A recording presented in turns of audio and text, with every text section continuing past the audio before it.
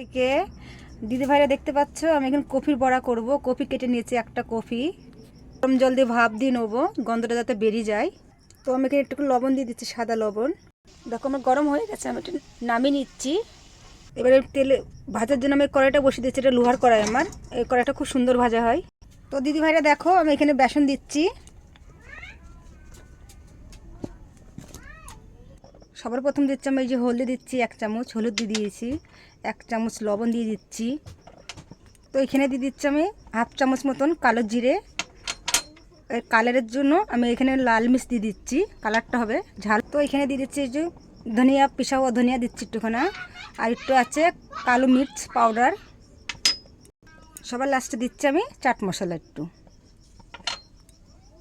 তো সবার লাস্ট এই যে আমি এবারে জলের মাপ মতন জল দিয়ে দিচ্ছি, এর মধ্যে একটু জল দিয়েছি দেখেন। আবার একসঙ্গে জলটা দিলে মাপটা বোঝা যায় না, তো আমি আগে একটু দিয়েছি, ফের দিয়েছি, আবার দিয়ে দেবো। তোমরা দেখতেই পাচ্ছ কতটা পাতলা হয়েছে, কতটা গাঢ় হয়েছে বেসনটা। তেলটা আগেই বসিয়ে দিয়েছি, দেখি। তো আমি কফিটা দিয়ে দিচ্ছি, চামচ দিয়ে দেবো, হাত দেবো না আমি।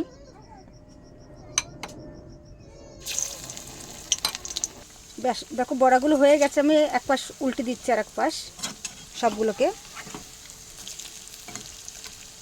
তো দিদিভাইরা এদিকে আমার বড়া হচ্ছে, দেখো এই পাশে আমি চা বসিয়ে দিয়েছি আমার জন্য। এই দেখুন আমার বড়া হয়ে গেছে, আমি তুলে নিচ্ছি বড়া কটা। এই যে আমার চাও হয়ে গেছে, চাটাও ঢেলে নিচ্ছি। চলো দিদি ভাইরা দেখো আমার যে সব রেডি হয়ে গেছে, আমি এখন খেতে বসবো। তোমরা কোথা থেকে দেখছো, কে কোথা থেকে দেখছো কমেন্ট করে বলো, লাইক করো, শেয়ার করো। ভালো লাগলে